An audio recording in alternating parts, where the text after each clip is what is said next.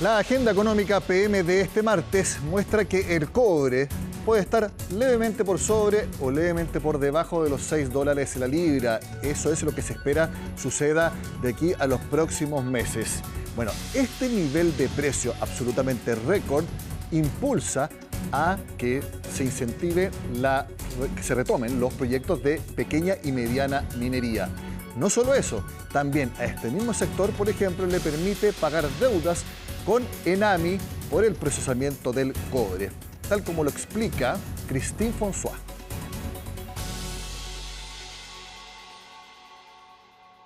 Cifras azules, pero con matices importantes para la minería chilena en este 2026. La Sonami entregó sus proyecciones donde el precio del cobre es el gran protagonista. Si bien la libra ronda $6 por estos días, el gremio espera que el promedio sea de 4,5 por libra, un valor igualmente histórico que debería traducirse en una producción nacional entre 5,5 y 5,7 millones de toneladas este año. Tenemos cifras azules en lo financiero y comercial. Qué duda cabe con el precio que tenemos, ¿no es cierto? Pero desafíos estructurales importantes en la operación y la inversión en la mayoría de las faenas mineras. Existe una cartera de proyectos de casi 26.800 millones de dólares de aquí a 2029, pero gran parte de ese monto está destinado a la reposición. Es por esto que la pequeña minería no logra dar el salto, a pesar de los precios nunca antes vistos. Yo diría que la falta de financiamiento y la falta de acceso a cierto equipamiento y tecnología son lo que más conspiran en contra de la pequeña minería. El precio promedio de $4,5 la libra podría actuar como un verdadero salvavidas financiero, logrando que las pequeñas mineras tengan el flujo de caja necesario para saldar deudas históricas y además alcanzar un margen de utilidad para reinvertir. El mayor fomento que se produce en la minería de pequeña escala es el valor de la tarifa. No hay ningún programa de fomento, ya sea del Ministerio, del ENAMI, que supere cuando el precio es ventajoso. Para los proveedores de la minería, este precio del cobre ayuda financieramente a sus contratantes y también les da a ellos mejores perspectivas. El precio del cobre ha ayudado a que las compañías que están involucradas en la pequeña minería se vuelvan más estables y generando una situación financiera más segura, permitiéndoles hacer inversiones que pudieron haber atrasado anteriormente. Entonces, les permite mejorar sus productos, ser más eficientes y más seguros, y eso abrirá oportunidades para muchas otras compañías que estén entrando en la industria. Para la mediana minería, el principal problema es la permisología. Por eso, sus representantes esperan establecer un diálogo con el gobierno electo para que impulse normas diferenciadas que agilicen los procesos. La mediana minería enfrenta horizontes, enfrenta vidas útiles que son mucho más cortas que un gran proyecto y por lo tanto dentro de ese corto espacio tiene que amortizar inversiones, tiene que asegurar un funcionamiento en distintas condiciones. Y eso la normativa ambiental especialmente no lo reconoce. Mejorando esos aspectos, la Sonami asegura que podrían haber mejoras de producción inmediatas a corto plazo, especialmente si el cobre sigue al alza como lo hace hoy en día, cuando el metal rojo sigue sobre $6 en la Bolsa de Londres. ¿Se acuerdan cuando en la agenda económica de este lunes les contamos que el Ministerio de Hacienda estaba subiendo a 5 años la antigüedad para que funcionarios a contrata reclamaran que tendría que haber un informe si es que tenían que salir del gobierno con el cambio de administración? Bueno, todo eso quedó en nada porque la Comisión de Hacienda de la Cámara de Diputados mantuvo el proyecto tal como está, en 2 años. Además, hay fuertes críticas de la Contralora General de la República y también del Consejo Fiscal Autónomo. Es parte del siguiente resumen económico que preparó Pilar Gutiérrez.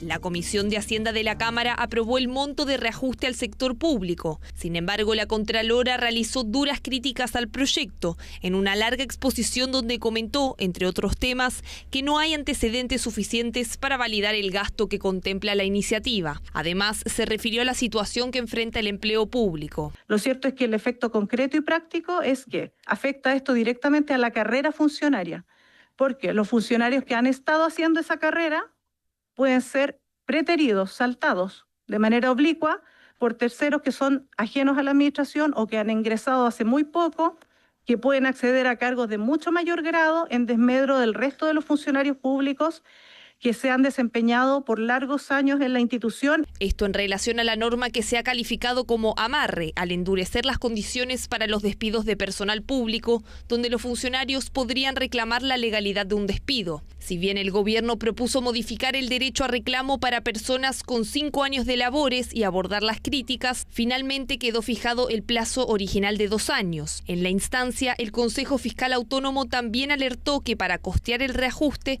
se requieren $822 millones adicionales. Si bien yo recojo lo que ha señalado el Consejo Fiscal Autónomo, la nueva administración efectivamente va a tener que priorizar y son dineros que, si bien son faltantes para esta propuesta, no es que no existan esos dineros. La pregunta es ¿de dónde y por dónde va a priorizar esta futura administración? Paradójico que hace un mes atrás nomás hayamos terminado de discutir la ley de presupuesto y este tema no se haya zanjado en esa ley, pero no se hizo de esa manera, entonces se le pasa la responsabilidad al próximo gobierno diciendo que ellos van a tener que hacer reasignaciones presupuestarias. Entonces tenemos una situación de ajuste fiscal y de estrechez fiscal muy compleja y por lo tanto tener $800 millones extra y tener que hacer un ajuste es muy complejo para la próxima administración. En otros temas, el presidente electo José Antonio Kast se reunió con representantes de las pequeñas y medianas empresas, que entregaron su opinión sobre las medidas que debiera tomar el próximo gobierno para apoyar su desarrollo. Entre ellas, hablaron de una posible reducción al impuesto que pagan las pymes. Habíamos visto cómo se hablaba de bajar el impuesto a las grandes empresas del 27 al 23, y que nosotros continuábamos con el 12,5 que lo tenemos acordado hasta el 2028. Por lo tanto, acordamos una nueva conversación donde se ajusten estas cifras. Inclusive se ha hablado de llegar a lo mejor al 6%, pero es un trabajo que hay que desarrollar. Lo importante es que está comprometido el avance en estas conversaciones. El tipo de cambio sigue bajo los 900 pesos. Este martes abrió con una leve baja, situándose cerca de 885. Además del precio del cobre que sigue fuerte, el mercado esperaba el dato de IPC de Estados Unidos, que finalmente fue 0,3% en diciembre, en línea con lo proyectado. A lo largo del día, el tipo de cambio osciló entre los mínimos cercanos a los 879 pesos por dólar y máximos alrededor de los 887. En el plano internacional también ha influido el ruido político en Estados Unidos, luego de conocerse una investigación criminal contra el presidente de la Reserva Federal, Jerome Powell. El mercado ha interpretado este episodio como una amenaza a la independencia del Banco Central, lo que se tradujo en presiones sobre el dólar y un mayor apetito por activos alternativos. Siguiendo con Estados Unidos, el presidente Donald Trump volvió a amenazar con aranceles. En medio de las protestas contra el régimen de Irán, el mandatario norteamericano anunció a través de su red Truth Social que quienes realicen negocios con ese país quedarán sujetos a una tarifa de 25% sobre cualquier transacción con Estados Unidos. Hacemos la pausa en Agenda Económica. Al regreso vemos dos temas de sustentabilidad. Cómo avanza el desarrollo de agua desalada en nuestro país y además una empresa que busca consolidarse internacionalmente haciendo bolsas y empaques reutilizables. Ya volvemos.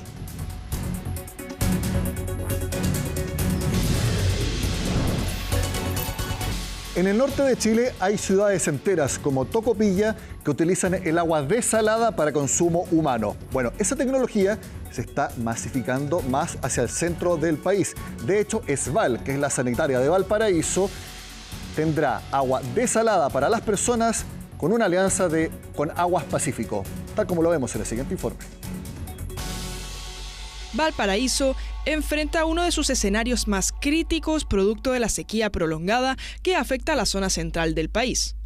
Durante 2025, 37 comunas de la región estuvieron bajo decreto de escasez hídrica, en un contexto donde la disponibilidad de agua depende directamente de las precipitaciones anuales y de los efectos del cambio climático. Ante esta situación, y con el objetivo de asegurar el suministro en la zona central, ESVAL y la planta desalinizadora Aguas Pacífico firmaron un acuerdo que permitirá incorporar 200 litros por segundo al sistema de abastecimiento del Gran Valparaíso y el litoral norte, beneficiando a cerca de 25.000 hogares. Justamente el consumo hídrico es de una alta demanda y todos sabemos lo que está pasando a nivel mundial respecto a la falta de agua en el mundo. Y aquí se está dando una muestra de aquello, una muestra de algo positivo que tenemos que saberlo tomar, saberlo aprovechar y trabajar de buena manera. Por lo tanto, aquí ambas empresas demuestran el compromiso con la comunidad y también con una visión de futuro para la región de Valparaíso.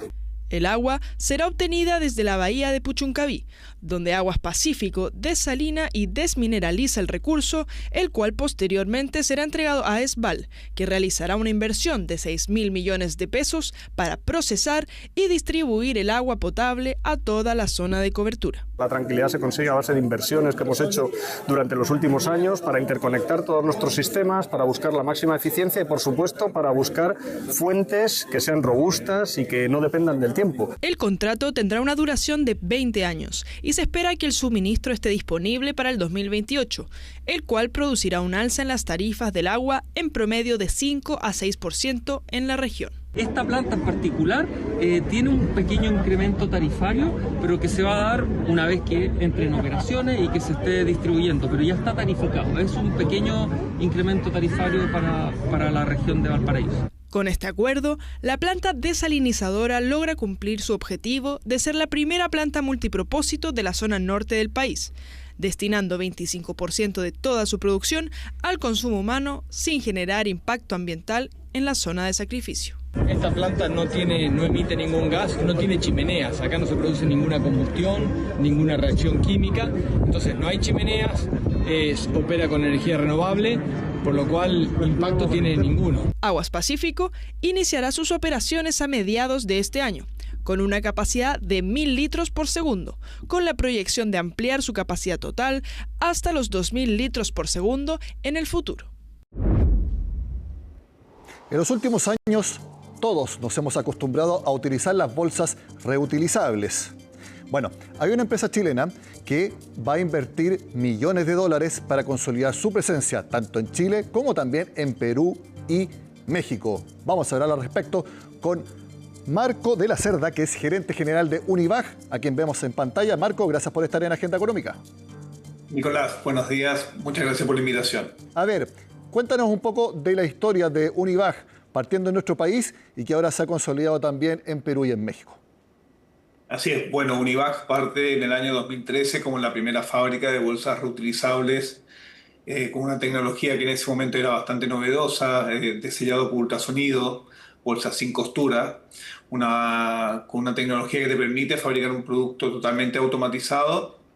Nosotros partimos siempre con la convicción de entregar un producto personalizado que no existía en ese momento y partimos desde cero atendiendo comercios pequeños, municipalidades con fuerte foco en marketing y luego nos ingresamos al retail, donde hoy tenemos principalmente nuestra presencia está en supermercados, somos principales proveedores de supermercados acá en Chile y tenemos nuestra operación, como tú muy bien decías, también en Perú y en México. Actualmente uno puede ver este tipo de bolsas como regalos corporativos, también las personas las pueden comprar. ¿Va por ahí también el futuro de la industria en la cual ustedes están presentes? Bueno, por ahí partió, ¿no? Partió como un elemento promocional de merchandising. Ese mercado, ese segmento sigue estando presente, si bien es menor a lo que es el consumo que tiene retail. Es un segmento que está presente y se ha ampliado en distintos formatos. Hoy la bolsa de algodón también está tomando un rol importante. Si tú vas a una feria, las bolsas de algodón hoy son principalmente la mayoría dentro de las alternativas que hay de bolsas reutilizables, de los materiales que se están utilizando para bolsas. Por lo tanto, marketing sigue siendo un canal importante, pero no el principal. Y en el retail, ¿Cuáles son las bolsas que ustedes les producen, las que están a la entrada de los supermercados y uno las puede comprar, pero que se pueden utilizar obviamente durante mucho tiempo? Así es. Nuestras bolsas tú las puedes encontrar en línea de caja, son bolsas de tela a base de almidón de maíz, bolsas reutilizables que están principalmente en los principales supermercados, cadenas de supermercados del país. Obviamente reutilizar es mucho más económico que desechar, por lo tanto una bolsa reutilizable podría sustituir perfectamente hasta 200 bolsas desechables. Hoy, obviamente, la ley 21.100 que prohibió las bolsas plásticas en el año 2019, hoy la alternativa desechable prácticamente son las bolsas de papel, que si bien tú podrías reutilizarlas, pero es mucho más limitado su reutilización, prácticamente es una bolsa desechable. Por lo tanto, una bolsa reutilizable te permite cuidar tu bolsillo, puedes perfectamente ir todo un año con una misma bolsa, ¿ya? Por lo tanto, es mucho más conveniente para el consumidor las bolsas reutilizables y sumarse a esta cultura de reutilización que tiene un impacto medioambiental también muy positivo. Es muy importante lo que mencionas porque yo también me acuerdo de la ley que prohibió las bolsas de plástico, pero en el último tiempo grandes cadenas de supermercados que volvieron a ofrecer bolsas similares. Tú me dices entonces que no son de plástico, sino que son de papel, pero a percepción de una persona normal prácticamente son lo mismo. No. Efectivamente, tú tienes cadenas de supermercados que dentro de su mix de embalajes tienen las bolsas de papel, las bolsas que fabricamos nosotros, que son de tela a base de almidón de maíz, conocidas también comúnmente como bolsas recicladas, ya mal llamadas bolsas recicladas, porque mucha gente confunde el tema de reciclar con reutilizar, ¿ya? Pero como tú dices bien, hay otros productos que se están vendiendo en canal de supermercados que son bolsas plásticas, donde tienen un componente que no es un polímero derivado de petróleo, ¿ya? Pero claro, que a la percepción del consumidor es considerada como una bolsa plástica. Si bien esa bolsa hoy se ajustó a la normativa, da la idea de que fuera también una bolsa plástica, pero hay que recordar que la normativa, que la ley 21.100 prohibió todos aquellos embalajes cuyo componente fundamental fuera un polímero derivado de petróleo. Por lo tanto, las empresas migraron, se adaptaron y algunas cambiaron su fórmula para dar cumplimiento con la normativa. Bueno, eso obviamente le significa mayor competencia para ustedes. Van a invertir $2 millones en nuestro país para mejorar su oferta. ¿En qué consiste esa inversión y cuáles son los objetivos que buscan lograr? Así es. Nuestro plan de inversión a 3 años considera automatización en varias tareas operativas que tenemos en planta, fundamentalmente embalaje, control de calidad. Y luego también ampliar nuestras instalaciones. El año pasado crecimos alrededor de un 15% y proyectamos para los próximos años una tasa de crecimiento similar. Por lo tanto, tenemos que ampliar nuestras instalaciones para poder almacenar el inventario que nosotros siempre tenemos disponible y listo para nuestros clientes. En México y Perú, también combinados son $3 millones, si no me equivoco la inversión. ¿Apunta a lo mismo? Así es. Bueno, en Perú estamos desde el año 2020, partimos el año de la pandemia. Ahí tenemos una operación chiquita, pero que va creciendo todos los años, con productos distintos, los cuales se ajustan a la normativa de ese país. En México partimos en el año 2003. México es un mercado interesante, con una población que es significativamente mayor que la de Chile, obviamente, por lo tanto, y con una concentración del canal moderno muy similar a la que tiene Chile. Me refiero a lo que es canal moderno, a lo que es supermercados, ¿no? Si uno compara Chile, Perú y México, lo más parecido a Chile es México, por lo que concentra la venta de supermercados dentro del gasto que tiene una familia de mensual. En cambio, en Perú se da un formato distinto, los supermercados tienen una participación menor, porque se compra mucho en ferias o en mercados pequeños, ¿ya? Sin embargo, Perú, la población de Perú es casi el doble que la de Chile. Por lo tanto, si bien el canal supermercadista tiene una participación menor, no deja de ser un mercado interesante para nosotros, donde estamos trabajando en, bueno, brindar las soluciones que se ajusten a la normativa de cada país. En el rubro en que ustedes se desempeñan, ¿cuál es el índice que más observan para saber cómo va a estar el negocio para más adelante? Si hablamos de supermercados, me imagino que lo más lógico es mirar las perspectivas de consumo, las ventas mismas de los supermercados, o hay otro aspecto o otro índice que ustedes ven para evaluar decisiones de inversión, etcétera.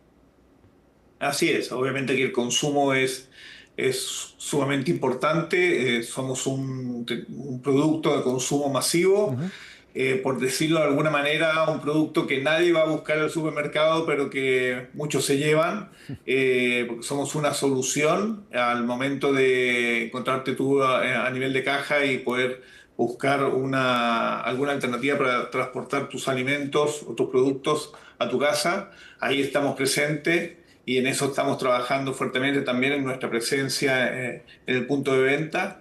Pero sí, un factor que vemos, un indicador que vemos es el consumo a nivel nacional y también el índice de venta de los supermercados. ¿Cómo ven las perspectivas para Chile en los próximos años? Se ha hablado que con el cambio de administración pueden haber más facilidades para invertir. Incluso se puede hablar de bajar el impuesto a las empresas de 27 a 23%. ¿Son esas señales que empresarios como ustedes, Marco, están recibiendo y las están asimilando ya para saber cómo viene el futuro en nuestro país y quizás también en el resto de los países? Mira, obviamente que las expectativas son mejores, lo cual genera un mejor clima de inversión. Pero la verdad que en nuestro segmento la demanda es bastante estable, ¿ya? Por lo tanto, los años anteriores se han movido con una dinámica muy similar, independientemente del gobierno de turno o del año que con las variables internas o externas que hemos tenido. Ya, obviamente que la situación país impacta en el consumo y en las expectativas de la gente.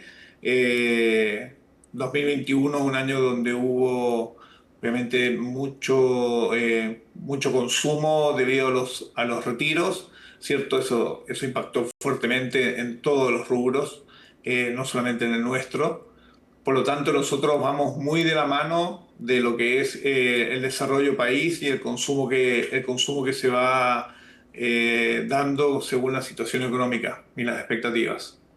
Marco de la Cerda, gerente general de Univac, muchas gracias por explicarnos los planes de crecimiento de su empresa. Esperemos que les resulte muy bien. Gracias por estar con nosotros. Nicolás, muchas gracias por la invitación. Buenas tardes. De esta forma terminamos la Agenda PM de este martes. Sigan acá en CNN Chile.